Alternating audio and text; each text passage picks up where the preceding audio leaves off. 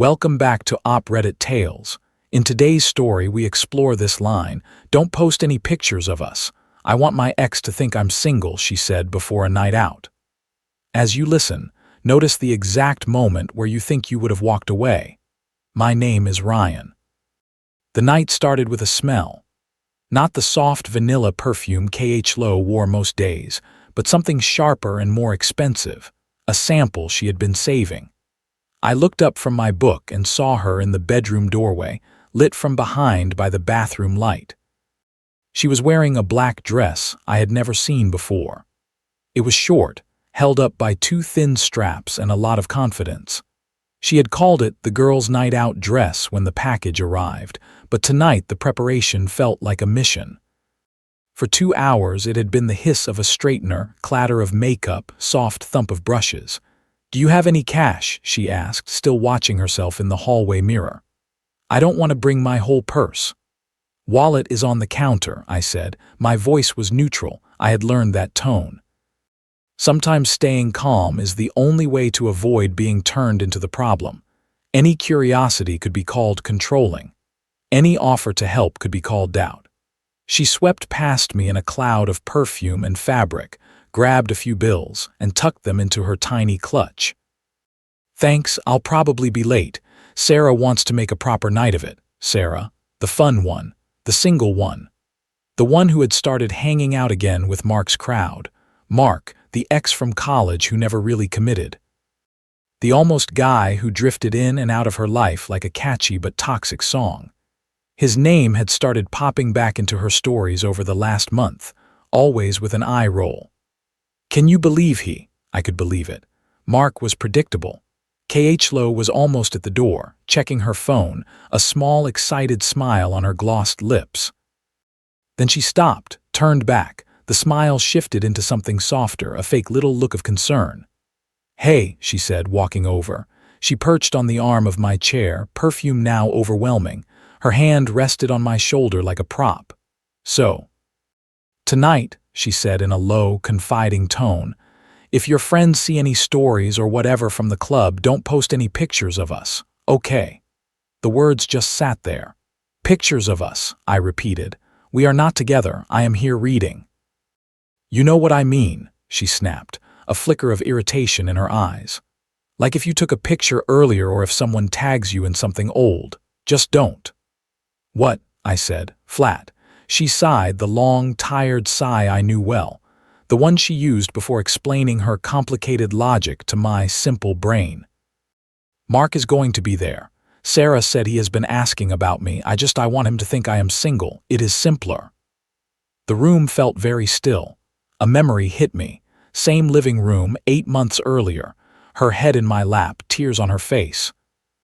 Her dad had been in the hospital. I had canceled a fishing trip with my brother that we had planned for 6 months. I made soup, answered calls from her mom, held her while she shook. "I don't know what I'd do without you," she had whispered. "You are my rock now." Now that rock needed to disappear for one night so she could perform for her ex. "It doesn't mean anything," she added quickly, mistaking my silence for hurt she could smooth over. Her hand patted my shoulder.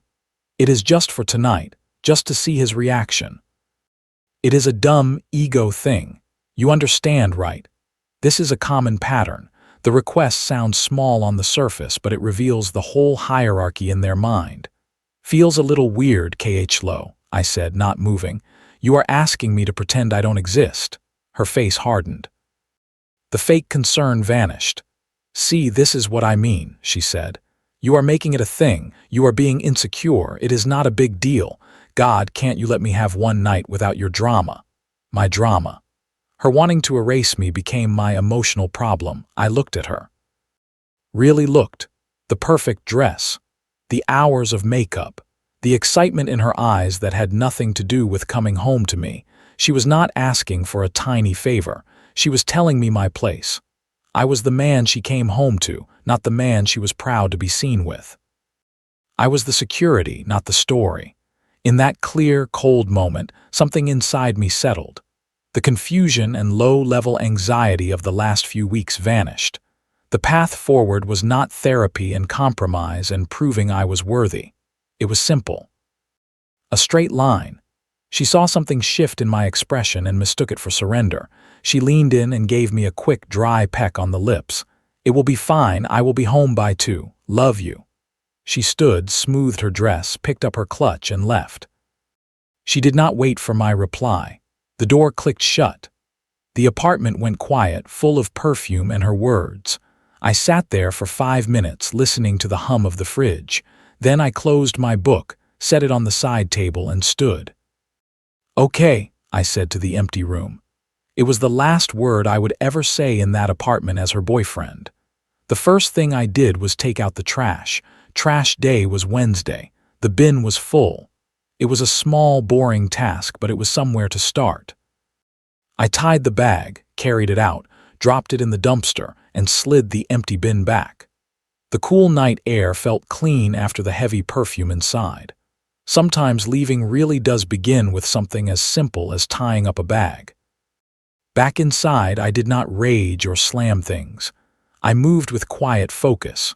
From the hall closet, I pulled out my 2 large suitcases and a few old moving boxes. I had never thrown them away.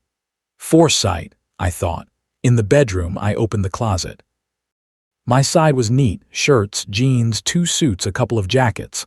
Her side was chaos, clothes packed so tight the hangers fought for space. I took my things, the garment bags, the shirts I cared about. I left the cheap hangers. From the dresser, I slid my socks, underwear, and T-shirts straight into a suitcase.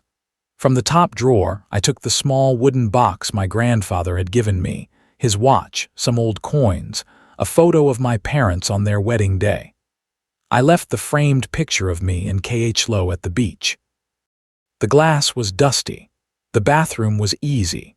Razor, toothbrush, unscented deodorant. She always mocked my cologne. I left the matching towels, the bath mat, the expensive shampoo she bought me that I never liked. In the living room, I became a curator of my own life. I pulled my books from the shared shelves and put them into a box. I left the bestsellers she had bought and never opened. From the TV stand, I took my PlayStation and controllers, coiling the cords by habit. I left the TV we had gone halves on. It was just a screen. What it had shown was already gone. The kitchen was more work. Knives, pans, plates. I took what was clearly mine, the good chef's knife my brother gave me, the cast iron skillet from my mom. I wrapped them and packed them. I left the non-stick set, the plates, the toaster. From the fridge, I took my jar of pickles, the good mustard, the 6-pack of craft beer I had bought. I left her yogurt, her bottle of white wine, the leftover Thai food. Then I saw it. The chipped blue coffee mug with the faded lake logo. Our first trip.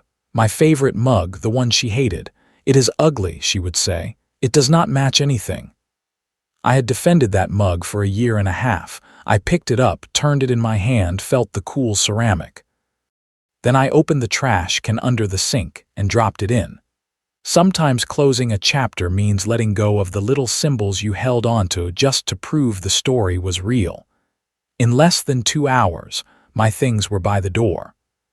Suitcases, boxes, guitar. The apartment did not look destroyed, it looked edited. My presence had been cleanly cut out.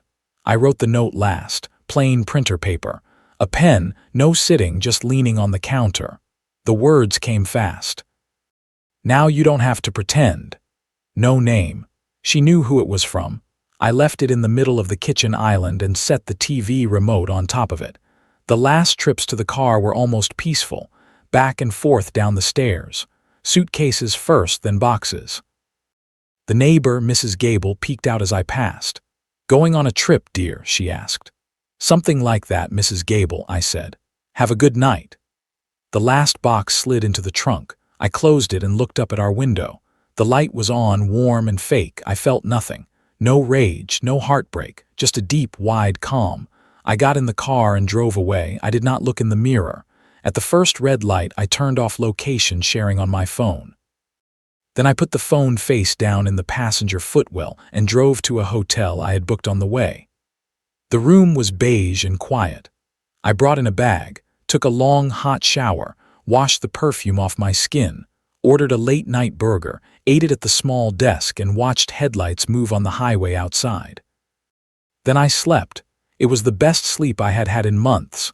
When your brain finally gets a clear answer, it rests. At 2:17 a.m., I woke up for a moment. My brain still knew the pattern. "She is just getting home," it whispered. I smiled a little, rolled over, and went back to sleep. The first vibration came at 2:41 a.m. My phone buzzed on the nightstand, pale blue light on the ceiling. Qley's name flashed, then went dark. 10 seconds later, it buzzed again, then again. I watched it but did not touch it. 7 calls in 12 minutes, then a pause, then the texts. 2:53 a.m. "Baby, what is this? This is not funny." 2:55 a.m. "Where are you? Call me." 2:58 a.m. "Okay, you are overreacting. It was one night." 307 a.m. "Are you seriously doing this over a misunderstanding? I am freaking out." 315 a.m. "Please, the closet is empty. Your things are gone. What did you do?" 322 a.m. "This is cruel. Just talk to me." Notice the pattern. "No, I am sorry I said that." "Only you are overreacting and you are cruel." I got up, made terrible hotel coffee, and watched the sky lighten. The phone eventually went quiet. In the morning, I texted one person. Me, 817 a.m. "Left Qley last night. I am fine, laying low. You will probably hear some version." Ben, my oldest friend, replied right away. "Ben, holy, the group chat is already on fire. Sarah is texting everyone. You need the rundown." "Only if it is funny," I wrote back. He called. "Okay," he said, half concerned, half excited. "Sarah is in full damage control, which means she is blaming you to everyone, but the story is leaking out. Maya was at the club and she hates Sarah, so she is telling it how it is." He took a breath. "Qley shows up, mission on. Mark is there. She does the fake accidental bump into him. He is buying her drinks. They are laughing, dancing, very flirty. She is full single mode. Then Sarah, because she is Sarah, leans in and slurs in Mark's ear. Aren't you worried her boyfriend will be pissed?" I could see it. Mark pulls back, Ben said. He looks at Qley and says, "And Maya swears this is exact. You have a boyfriend." Qley tries to do the whole messy explanation.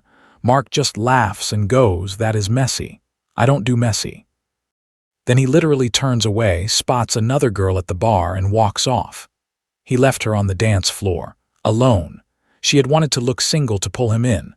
The second he heard boyfriend, she became complicated instead of fun. He wanted an easy ego boost, not reality. "She melted down," Ben said. "Crying, making a scene. Sarah dragged her out. Everyone saw. Now they are calling her the double dump in the group chat, dumped by you and then by Mark. It is rough." "Huh," I said. "That is it?" Ben asked. "Just huh." "It is the logical outcome," I said. "She wanted a game. She found a player." Karma here was not magic. It was just two people acting exactly like who they were. "Who are you and what have you done with my messy friend?" Ben said, but I could hear he was relieved. I sounded steady. "I am just the guy not in that group chat anymore," I said. "Thanks for the update." Over the next days, I found a furnished studio, signed a lease, and moved in. The silence there felt different.